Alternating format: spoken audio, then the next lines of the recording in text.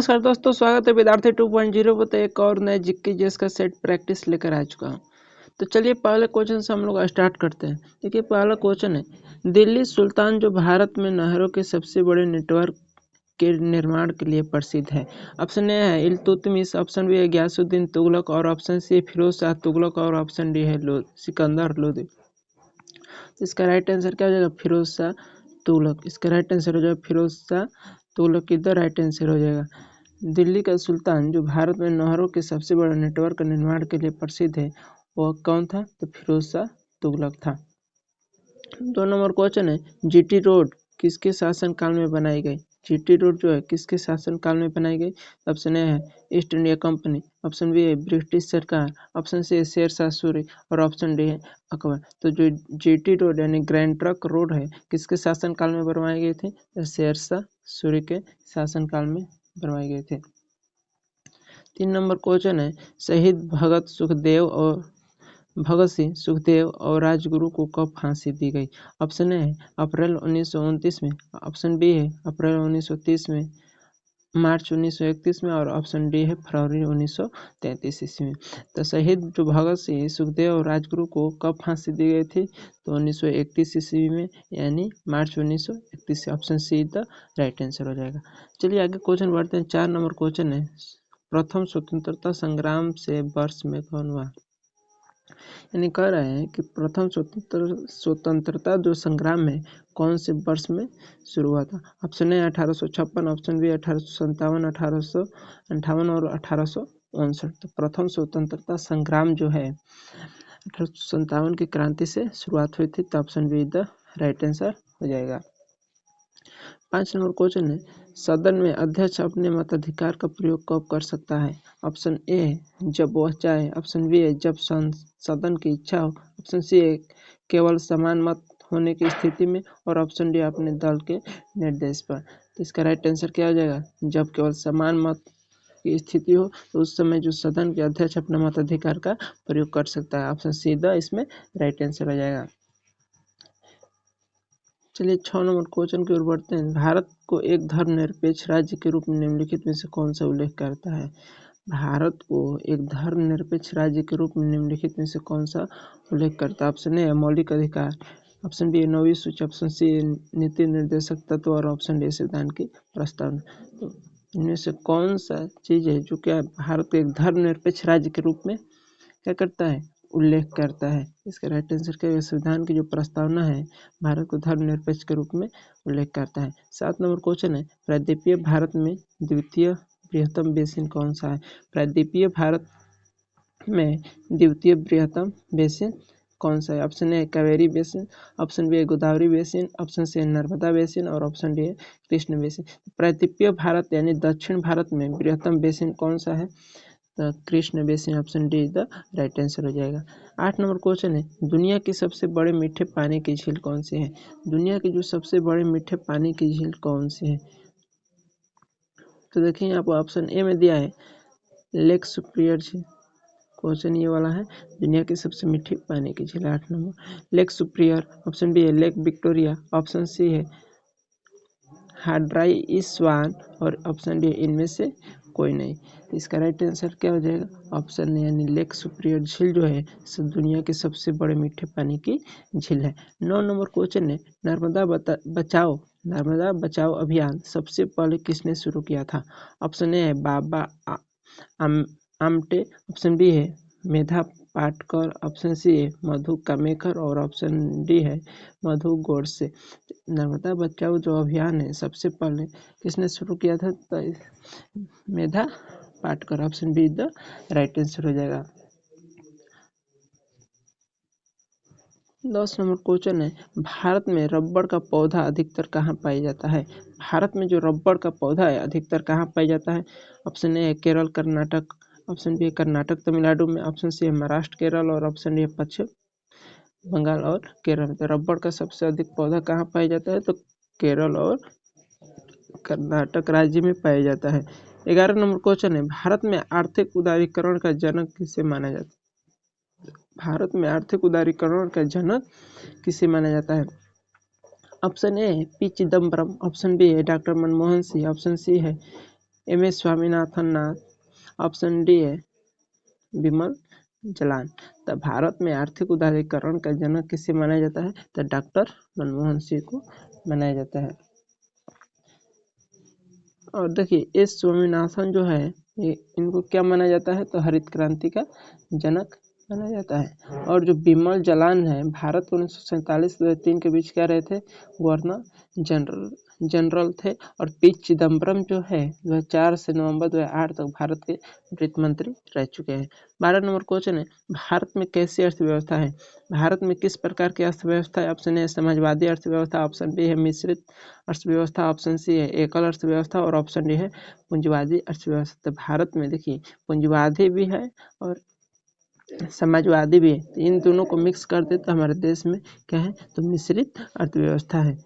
चलिए आगे दिया है 13 नंबर क्वेश्चन, एक एटमॉस्फेयर किसके बराबर होता है?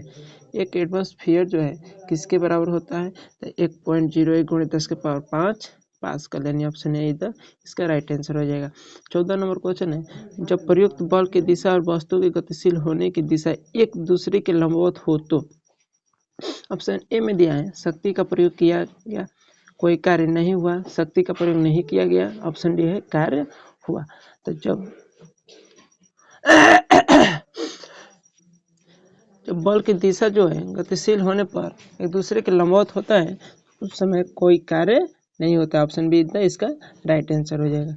चलिए आगे क्वेश्चन 15 की ओर बढ़ते हैं। ये कह रहा है कि किसके अनुरूप वस्तु की गतिज ऊर्जा में वृद्धि होती है? किसके अनुरूप?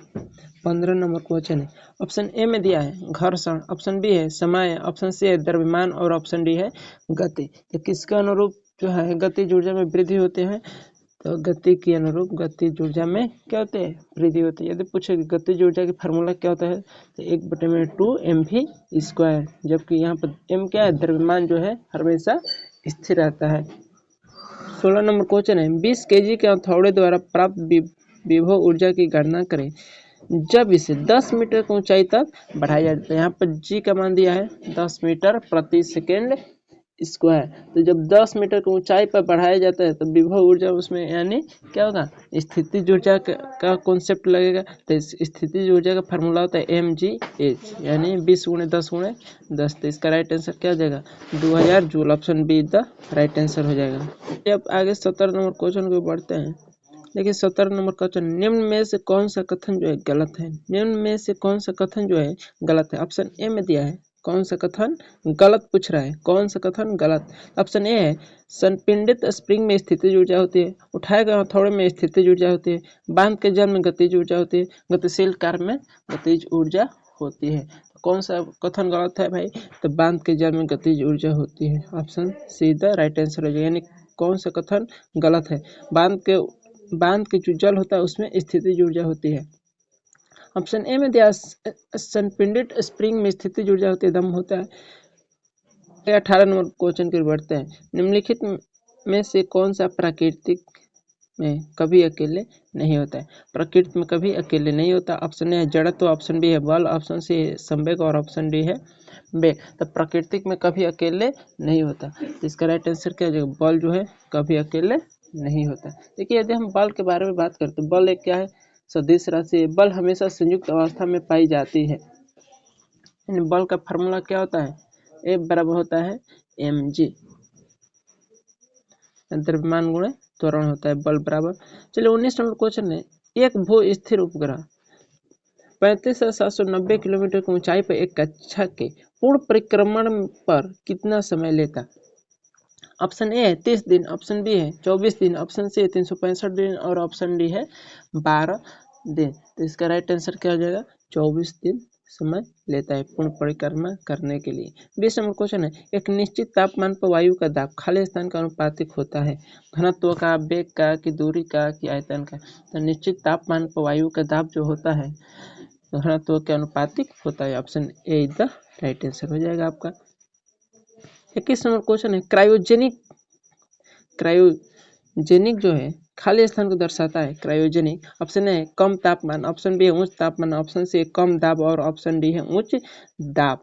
जो क्रायोजेनिक है वो किसको दर्शाता है, तो कम तापमान को दर्शाता है। 22 नंबर पर क्वेश्चन के बढ़ते हैं। कह रहा है कि निम्नलिखित में से कौन सा प्रतिरोधक एवं उष्ण संवेदनशीलता प्रतिरोधक के रूप में जाना जाता है।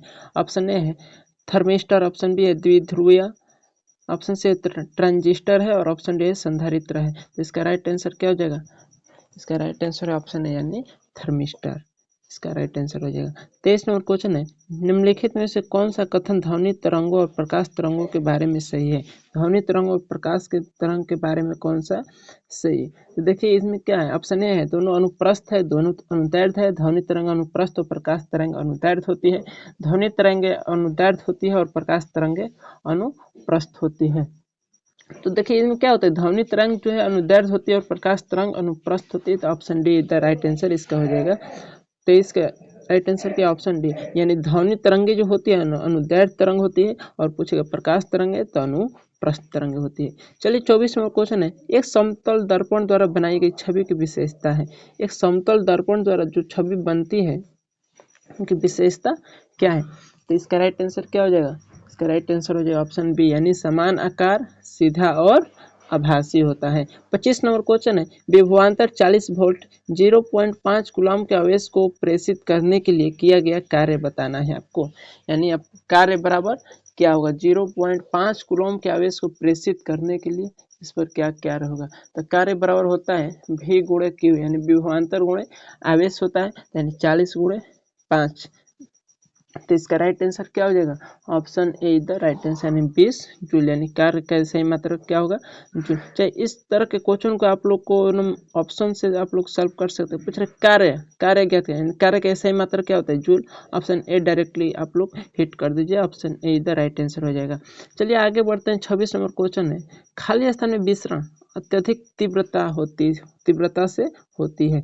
ठोसों में, द्रवों में, गैसों में, प्लाज्मा में। तो सबसे अधिक विसरण जो है सबसे अधिक तीव्र किस में होता है, तो गैसों में सबसे अधिक विसरण होता है। विसरण मीन्स होता है फैलाव, मतलब किस चीज में सबसे ज्यादा कोई भी चीज मिलाने पर सबसे अधिक फैलता है, यानी गैसों में। 27 नंबर क्वेश्चन है निम्न में से किस यौगिक में सबसे अधिक परमाणु होते हैं। निम्न में से किस यौगिक में सबसे अधिक परमाणु होते हैं। तो इसका राइट आंसर क्या है, ऑप्शन बी, यानी H2SO4, यानी क्या हो जाएगा सल्फ्यूरिक एसिड। यदि हम बात करें तो HNO2 में कितने परमाणु होते हैं, तो 4। H2SO4 में कितने परमाणु होते हैं, तो 7। CO2 में कितने हैं, तो 3। CaOH को होल ट्वाइस में कितने हैं, तो 5। देखिए 28 नंबर क्वेश्चन है एसिटिक एसिड के 1 मोल में ऑक्सीजन के परमाणु मौजूद होते हैं। एसिटिक एसिड है, 1 मोल में ऑक्सीजन के कितने परमाणु मौजूद होते हैं। एसिटिक एसिड पूछ रहा है। एसिटिक एसिड का फार्मूला क्या होता है, CH3COOH होता है। इसमें बोला है कि 1 मोल में ऑक्सीजन के कितने परमाणु मौजूद है। तो कितने परमाणु मौजूद है, तो 1 मोल कितने परमाणु यहाँ पर देख रहे हैं ऑक्सीजन के, तो यानी option A the right answer हो जाएगा। 29 नंबर क्वेश्चन है किसी भी पदार्थ के एक अणु में 6.023 × 10⁻23 कण शामिल है। यदि CO2 में इतना कण मौजूद है तो CO2 के अणु की संख्या क्या होगी। तो इसमें पूछ रहा है कि अणुओं की संख्या, तो अणुओं की संख्या बराबर होता है कि दिए गए कणों की संख्या बटे में एवोगाद्रो संख्या। तो दी हुई संख्या इतना है और ये जो है एवोगाद्रो संख्या का मान है, इसको हम क्या करेंगे डिवाइड करेंगे। तो इसका राइट आंसर क्या है 0.5। चलिए अब 23 नंबर क्वेश्चन है N की परमाणु संख्या 7 है, यानी नाइट्रोजन की परमाणु संख्या क्या है 7। फिर नाइट्रोजन परिवार के तीसरे तत्व की परमाणु संख्या क्या होगी। नाइट्रोजन परिवार के जो तीसरे तत्व की जो परमाणु संख्या है वो क्या होगी। तो ऑप्शन ए है 13, ऑप्शन बी है 25, ऑप्शन सी है 35 और ऑप्शन डी है 33। तो इसका राइट आंसर क्या है ऑप्शन डी यानी 33। 31 में क्वेश्चन है खाली स्थान के अनुसार तत्वों के गुणधर्म उनके परमाणु भारों के आवर्ती फलन होते हैं।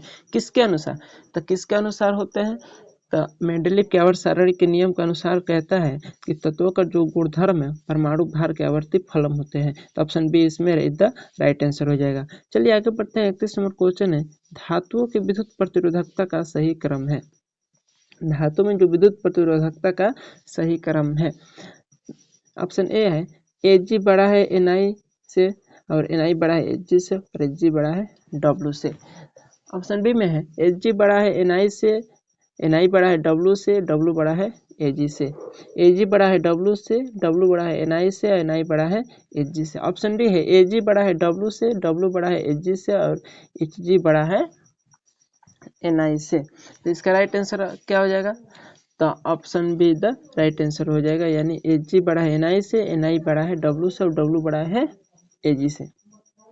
देखिए अगर हम इसमें बात करें, प्रतिरोधकता जो है किसी पदार्थ का वह गुण है जो उस पदार्थ द्वारा विद्युत प्रवाह का विरोध करता है, और प्रतिरोधकता का एसआई जो इकाई होता है ओम मीटर होता है। 33वां क्वेश्चन है, खाली स्थान उत्तक के प्रकार ग्रंथियां बनते हैं। खाली स्थान उत्तक के जो है प्रकार ग्रंथि बनते हैं।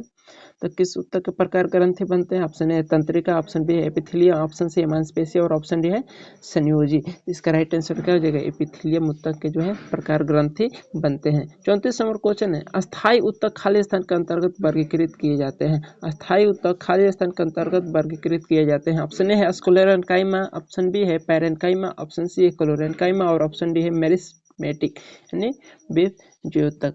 तो इसका राइट आंसर क्या है? मेरिस्मेटिक यानी बीफ ज्योतक के अंतर्गत वर्गीकृत किए जाते हैं। कौन? तो अस्थायी उत्तक। 35वां क्वेश्चन है, निम्न में से किसे टायरंट लिजार्ड किंग कहा जाता है? टायरंट लिजार्ड किंग किसे कहा जाता है? इसका राइट आंसर है ऑप्शन बी यानी टायरोनोसोरस रेक्स को।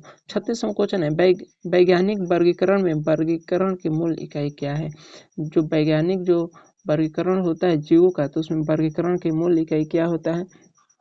तो ऑप्शन ए नस्ल, बी है जाति, ऑप्शन सी है परिवार और ऑप्शन डी है क्रम। इसका राइट आंसर क्या हो जाएगा? वर्गीकरण की मूल इकाई क्या है? जाति है।